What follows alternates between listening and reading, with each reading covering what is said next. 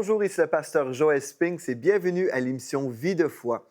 Aujourd'hui, on va commencer une nouvelle série en parlant de notre destinée prophétique. Je crois que le Seigneur veut qu'on puisse découvrir ce que Dieu nous appelle à faire. Parce que si nous découvrons notre destinée en lui, nous pouvons vraiment travailler vers cette direction-là. On peut travailler dans notre vie pour accomplir le dessein de Dieu. Donc, nous savons certainement que Dieu a un plan pour chacun d'entre nous, mais si on passe du temps avec le Seigneur dans la prière, le Seigneur va nous parler, il va nous révéler des choses par rapport à notre vie, par rapport à l'appel sur notre vie. Et je crois, comme nous allons passer une semaine ensemble en parlant de la destinée, plusieurs d'entre vous, vous allez recevoir de la part de Dieu une révélation pour votre propre vie. Donc, j'aimerais commencer avec un verset et ensuite, je vais vous partager des anecdotes de ma vie parce que le Seigneur m'a déjà parlé concernant mon appel par rapport à la destinée dans le peuple francophone. Et puis, je crois que ce que j'ai reçu pour moi peut vous servir d'illustration pour votre propre vie. Donc, on va commencer avec Jérémie, chapitre 29 et au verset 11. En fait, c'est un texte qu'on a souvent lu en parlant de la destinée, mais cette fois-ci, on va voir ça d'une façon un peu différente. Donc, Jérémie 29 et au verset 11, il est écrit « Car je connais les projets que j'ai formés sur vous, dit l'Éternel, projets de paix et non de malheur, afin de vous donner un avenir et de l'espérance. Vous m'invoquerez et vous partirez, vous me prierez et je vous exaucerai. Vous me chercherez et vous me trouverez si vous me cherchez de tout votre cœur. Je me laisserai trouver par vous, dit l'Éternel. » Donc, ce texte-là nous dit que Dieu a des projets de paix et non de malheur. Dieu veut qu'on puisse vivre de l'espoir. Une façon que Dieu va nous encourager, c'est en nous donnant des paroles prophétiques. On peut recevoir des prophéties personnellement. Certainement, lorsqu'une personne vient nous donner une parole, on peut recevoir des visions de la part de Dieu. Dieu peut nous donner des songes également. Dieu peut nous parler de toutes sortes de façons. Mais quand on a une révélation de la part de Dieu, Dieu s'attend qu'on va prendre cette parole et on va vraiment livrer le bon combat de la foi. Donc, une des choses que je veux premièrement établir par rapport à notre destinée prophétique, je veux établir le fait que Dieu a donné à son Église des dons spirituels, les dons du Saint-Esprit, qui sont utiles pour nous, pour notre édification. Dans 1 Corinthiens chapitre 12, si je vais au verset 7, donc 1 Corinthiens 12, verset 7, il est écrit « Or, à chacun, la manifestation de l'Esprit est donnée pour l'utilité commune. En effet, à l'un est donné par l'Esprit une parole de sagesse, donc c'est une parole qui concerne l'avenir.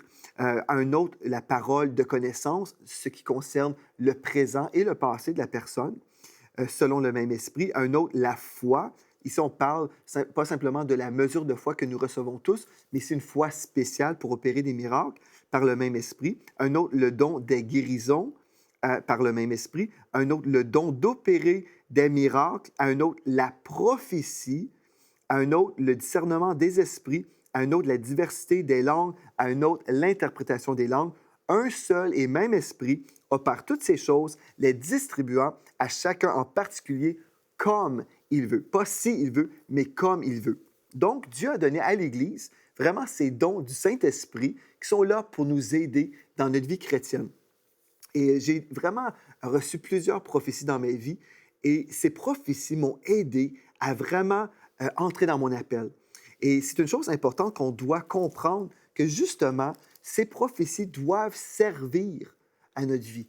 Il y a des gens qui vont recevoir des paroles et puis vont dire, bon, ben, c'est bien, que sera, sera, comme un vieux chant des années 50 ou 60, je ne sais pas trop, je n'existais pas à l'époque, mais il y a un vieux chant qui disait, que sera, sera, whatever will be, peu importe ce qui arrivera, je prendrai ce qui passe.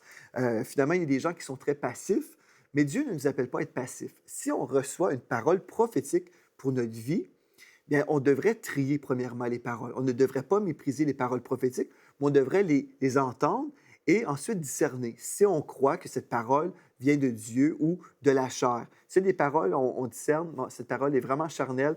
Dans mon esprit, je ressens aucunement que cette parole vient de Dieu. Bien, on la met de côté sans la mépriser parce que peut-être à ce moment-là, on ne discerne pas des choses et peut-être l'Esprit de Dieu va reconfirmer à une ou deux, trois reprises pour nous signaler vraiment qu'il veut nous parler par rapport à une chose précise.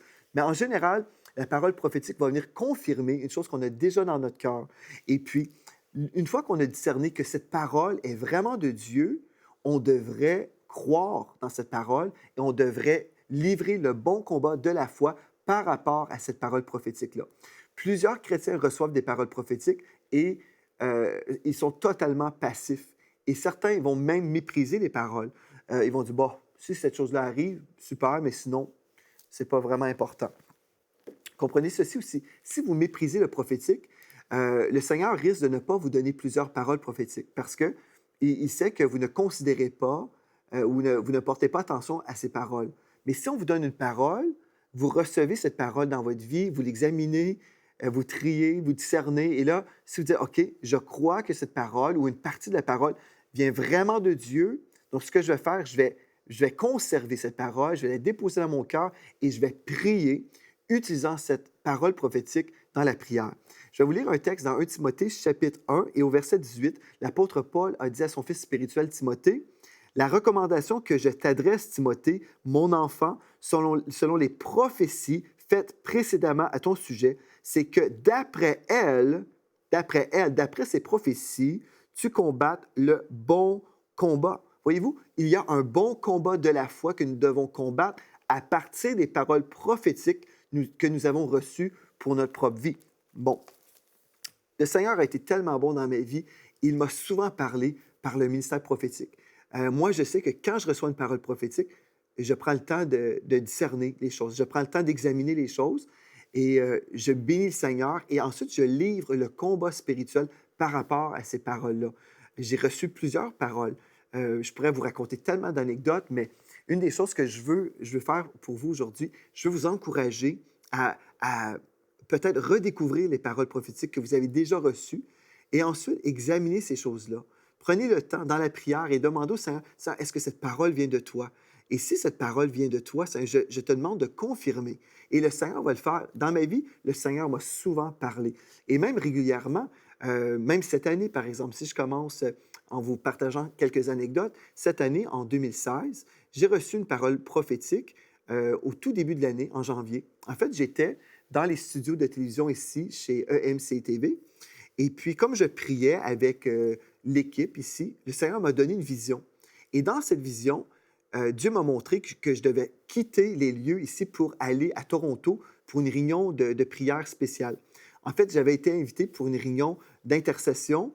Et puis, dans ces moments d'intercession, souvent, les paroles prophétiques vont couler et puis je reçois des paroles. Je peux en recevoir pour moi-même, je peux recevoir pour moi et pour les autres également. Donc, j'avais été invité pour un temps de prière à Toronto.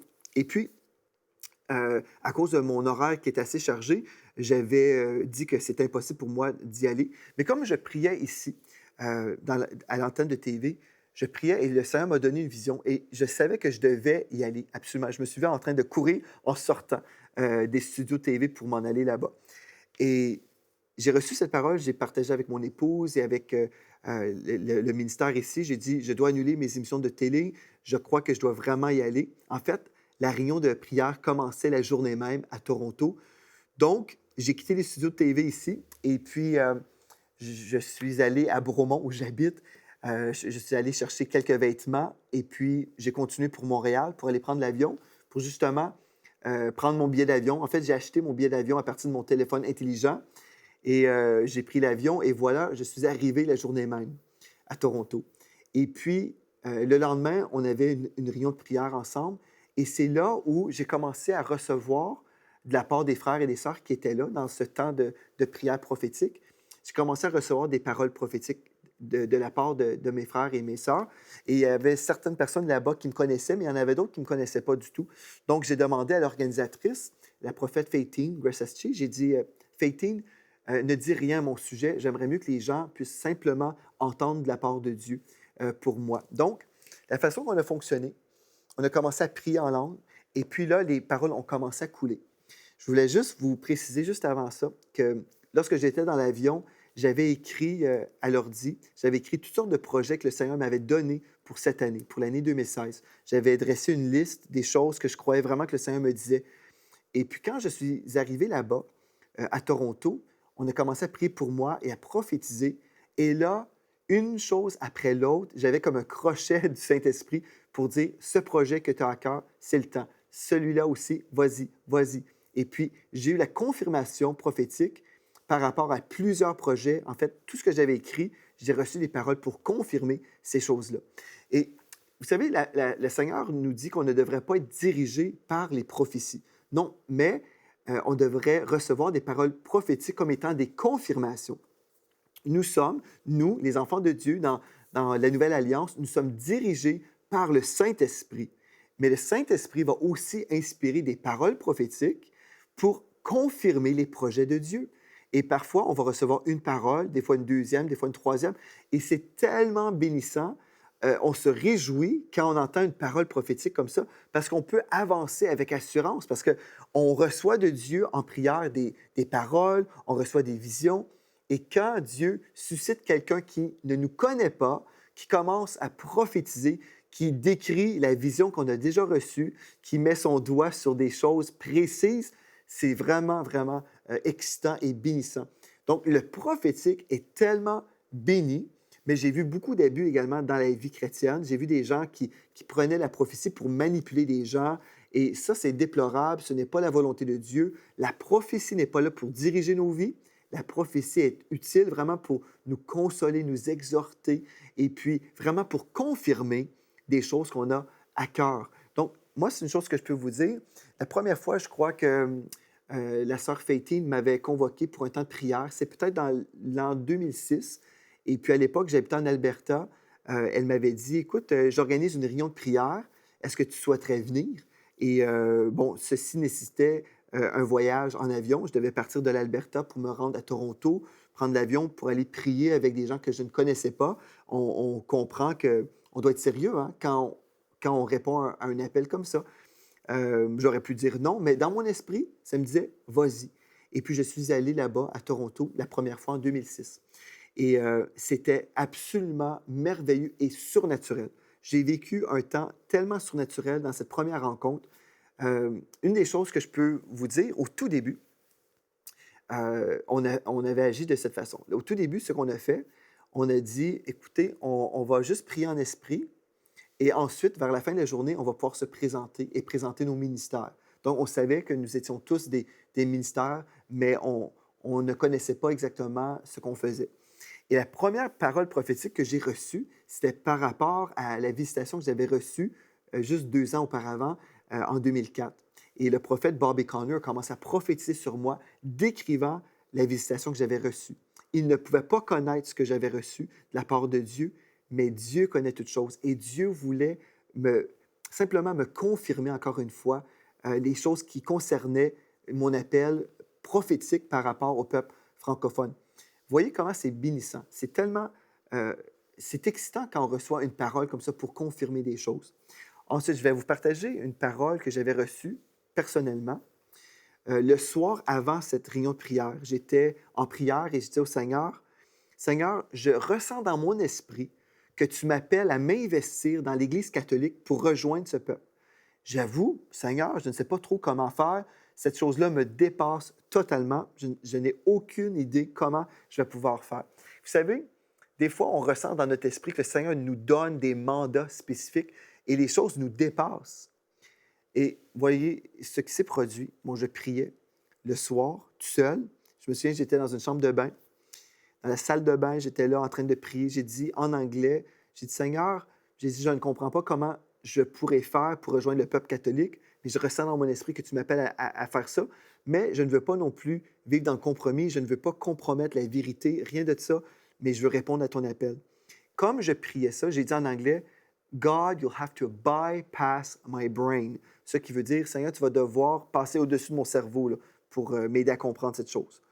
Bon, le lendemain, on se retrouve dans le temps de prière. J'ai reçu la première prophétie du prophète Bobby Conner, Barry Miracle, qui a prophétisé sur moi concernant l'appel pour la francophonie et ma visitation, tout ça. J'ai eu cette confirmation. Ensuite, j'ai reçu une parole prophétique d'une chanteuse que vous connaissez peut-être, qui conduit les chants, Tabitha Lemaire, a commencé à prophétiser sur moi par rapport à l'Église catholique. J'ai trouvé ça assez particulier. Elle a commencé en disant que Dieu ne voulait pas simplement dépasser mon cerveau ou bypass my brain, comme j'avais prié en anglais. Elle a simplement prophétisé He wants to blow your mind. Il veut faire exploser ton cerveau. C'était la parole. Il veut faire sauter toutes tes pensées.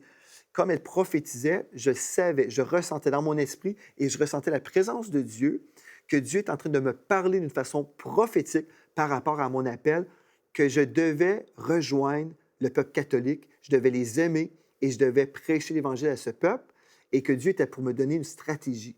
Donc, bon, depuis des années, j'ai eu plusieurs prophéties comme ça. Et vous savez, ce qui est merveilleux, année après année, je recevais d'autres paroles par des personnes qui ne me connaissaient pas par rapport à l'Église catholique. Mais qu'est-ce que je fais, moi? Je n'ai jamais fréquenté l'Église catholique et je ne fréquenterai pas non plus l'Église catholique dans le sens, j'ai vraiment euh, ma foi d'une façon biblique, comme ça, aujourd'hui. Et puis, est-ce que Dieu m'appellerait à changer de milieu? Ça, je ne crois pas. Mais est-ce que Dieu m'appelle peut-être à aller briller dans d'autres milieux, pas simplement dans mon milieu régulier? Ça, oui, par exemple. En fait, moi, j'irai prêcher là où Dieu veut que je prêche, peu importe l'Église, que ce soit dans une Église satanique. S'ils veulent que je prêche Jésus, j'irai prêcher pour eux. S'ils refusent que je prêche l'Évangile, je n'irai pas là-bas. Mais peu importe, là où Dieu ouvrira une porte, là où je sais que Dieu m'appelle à y aller, je n'irai pas n'importe où, mais si Dieu me dit, va prêcher même dans une église satanique, j'irai pour prêcher que Jésus sauve, que Jésus libère encore les captifs. Donc, en gros, j'ai reçu ces paroles-là. Mais qu'est-ce que je fais là? Si vous recevez des paroles prophétiques, on fait quoi? Bien, l'apôtre Paul a dit à Timothée, il a dit simplement, mon enfant, il dit, la recommandation que je t'adresse, Timothée, mon enfant, selon les prophéties faites précédemment à ton sujet, c'est que d'après elles, tu combattes le bon combat. Ceci veut dire, je vais prendre ces prophéties-là. Et l'apôtre Paul disait à son fils spirituel, tu prends les prophéties et là, tu dois combattre le bon combat de la foi. Et on dit, Seigneur, tu as dit, par exemple, quand j'ai reçu les paroles par rapport au peuple francophone, j'ai dit, Seigneur, tu as dit que tu voulais qu'on rejoigne le peuple francophone par les médias. Seigneur, tu as dit, maintenant, envoie-nous les ouvriers. Seigneur, fais ceci, fais ceci, fais cela. Peu importe, je livrais le bon combat par rapport à la parole prophétique que j'avais reçue et je priais, demandant que le Seigneur intervienne pour que ces paroles prophétiques puissent se réaliser. Et souvent, je crois, la raison pour laquelle plusieurs personnes n'entrent pas dans leur destinée prophétique, c'est parce qu'ils ont entendu des paroles et ils sont passifs. Ils attendent que les choses arrivent toutes seules. Ils attendent que ces choses-là nous tombent du ciel. Certainement, la bénédiction nous tombe du ciel, vient du ciel. Certainement, la bénédiction vient du ciel. Mais on doit se positionner pour recevoir la bénédiction. On doit se positionner pour que le prophétique se réalise dans nos vies. Donc, c'est l'heure de saisir notre destinée prophétique. C'est votre heure en ce moment pour que vous puissiez recevoir votre destinée prophétique. Donc, la première chose aujourd'hui qu'on veut voir ensemble, oui, Dieu parle encore, Dieu donne des paroles prophétiques et Dieu veut qu'on puisse livrer ce combat. Et il y a plusieurs autres choses qu'on doit comprendre dans notre vie chrétienne si on veut entrer dans notre destinée prophétique. Ce n'est pas suffisant de simplement croire, OK, oui, j'ai un appel et je vais attendre que ça arrive. Non, j'ai un appel, mais maintenant, je dois faire des choses pour que cette chose arrive. Ceci dit, je ne dois pas manipuler les circonstances de nos vies, de la vie. Je ne dois pas manipuler les gens. Je ne dois rien faire autre que ce que Dieu me demande de faire. Une des choses importantes, j'aimerais attirer votre attention au psaume 37 et au verset 4. La Bible nous dit, dans la version Louis II, « Fais de l'Éternel tes délices, et il te donnera ce que ton cœur désire. » Donc, fais de l'Éternel tes délices, et il te donnera ce que ton cœur désire. Si on aime Dieu et on fait de l'Éternel nos délices, en fait, ce qui se produit, là, si on aime le Seigneur, notre cœur change et nous rêvons les rêves de Dieu. Nous avons dans notre cœur les projets de Dieu. Dans la version Martin, il est écrit « Prends ton plaisir en l'Éternel et il t'accordera les demandes de ton cœur. » Pourquoi? Bien parce que si dans mon cœur, j'ai les projets de Dieu, j'ai passé du temps avec Dieu, j'ai rêvé avec l'Esprit de Dieu. Comme je priais, l'Esprit de Dieu me donnait des visions, des révélations. Et oui, ces visions sont déposées dans mon cœur. Ces paroles sont dans mon cœur. Et là, je rêve les rêves de Dieu. Je veux vivre le rêve de Dieu pour le peuple francophone, par exemple. Et comme je suis là en train de chérir les choses que Dieu aime pour ma vie, bien Dieu va m'accorder ces désirs-là parce que les désirs viennent de lui. Donc, une chose importante, vous devez passer du temps avec Dieu et vivre la présence de Dieu pour recevoir les visions de Dieu pour votre vie. Et comme vous êtes là, certainement le Seigneur va vous donner ce que votre cœur désire, parce que votre cœur a été transformé par le Seigneur. Vous n'avez pas des désirs charnels. Si par exemple vous rêvez, ah ben je veux voler la femme de mon voisin, non, Dieu ne vous donnera pas ce que votre cœur désire parce que vous ne prenez pas plaisir dans la loi de l'Éternel. Vous êtes charnel et Dieu n'a jamais dit qu'il était pour vous donner le désir de votre cœur si vous ne prenez pas votre plaisir dans les choses de Dieu. Mais si vous faites de l'Éternel votre délice, vous aimez le Seigneur et vous savourez la présence de Dieu, vous savourez la volonté de Dieu, vous dites, Seigneur, je veux faire ce que tu veux que je fasse, gloire à Dieu, Dieu va vous donner ce que votre cœur désire. Vous savez, quand j'étais jeune, j'avais ce désir depuis ma tendre enfance, je voulais chanter. Bien, je chantais. Je chantais chez moi, je chantais dans ma chambre à coucher. Je passais mon temps à chanter, à louer Dieu. Je chantais dans mon cabanon. J'invitais les amis du quartier. Je faisais des réunions d'église dans mon cabanon. J'ai déjà partagé mon témoignage à maintes reprises, mais je vous rappelle ici rapidement. Je chantais, j'aimais ça chanter. Et à l'âge de 12 ans, mon oncle, le pasteur Daniel Poulain, m'a invité à l'accompagner à New York City dans une grande convention, la convention annuelle des églises Salut et Délivrance. J'étais là à l'âge de 12 ans devant 2000 personnes en chantant le Seigneur. Et vous voyez, j'ai vécu ce que mon cœur désirait à l'époque, dès l'âge de 12 ans, mais je chantais depuis de nombreuses années, même avant ça, parce que je chantais pour louer mon Dieu. Et je ne chantais pas uniquement pour être devant un public. Des fois, les gens disent, bien moi, je vais chanter devant le public seulement. Mais non, on prend notre plaisir dans le Seigneur. Je chantais. Et j'ai poursuivi dans le chant. Que je sois en avant des gens comme soliste ou même juste dans une chorale, tout simplement, je chantais pour louer mon Dieu. Je me souviens quand je suis allé à l'école biblique à Bâton-Rouge, en Louisiane, je me suis inscrit tout de suite dans la chorale parce que j'aimais chanter.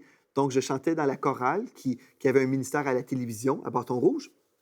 Et puis, après un certain moment, on m'a demandé, écoute, Joël, on aimerait ça te demander de travailler en studio avec nous pour chanter les partitions. À l'époque, je chantais comme un ténor. Donc, je rechantais en tant que ténor pour cette émission de télévision dans les studios. Donc, on chantait en église et après, je passais en studio et je rechantais les chants qu'on chantait en église, mais cette fois-ci en studio pour que le son à la télévision soit bien et professionnel. Donc, j'ai fait ça et certaines personnes ont pu dire après, mais comment tu fais pour te retrouver à la télévision? Bien, une des choses, si Dieu m'avait déjà démontré que j'étais pour faire l'œuvre de Dieu à la télévision et dans le chant, par exemple, entre autres, bien, j'ai fait des choses pour y arriver. Mais je n'ai pas manipulé des gens, j'ai simplement servi le Seigneur et c'est comme ça que j'ai pu entrer dans ma destinée à plusieurs niveaux. Il y a des gens qui veulent chanter, par exemple, peut-être qu'ils veulent chanter à la télévision, mais ils vont essayer de manipuler des gens, ils vont essayer de faire toutes sortes de choses pour se promouvoir. Mais Dieu ne nous demande pas de se promouvoir, il nous demande tout simplement de trouver notre délice en lui, qu'il soit notre délice, qu'on puisse aimer le Seigneur. Et moi, je ne savais pas que j'étais pour me retrouver à la télévision à ce moment-là, mais j'ai simplement commencé à chanter dans la chorale. Ensuite, on m'a donné ce privilège-là et j'ai continué en chantant et en louant le Seigneur et j'ai été béni. Et ensuite, j'ai commencé à voyager même avec l'équipe ministérielle de Bâton Rouge et puis j'ai pu chanter là-bas avec eux pour certains voyages à l'époque et j'ai eu beaucoup de plaisir. Ceci dit, pour entrer dans notre appel prophétique ou notre destinée prophétique, non seulement on va prier les paroles prophétiques, mais on va se positionner. Il y a des gens qui veulent vivre des choses, mais ils ne sont pas actifs. Donc, on va prier, mais une prière de foi va aussi avoir des jambes, des pieds. On va faire quelque chose pour entrer dans notre appel. Ce n'est pas suffisant de rester à la maison et chanter dans notre douche, sous la douche et dire, bien, Dieu va faire quelque chose, je vais prier. Non, non, il ne faut pas simplement prier. On va prier, mais aussi s'investir tout de suite dans les choses que nous aimons.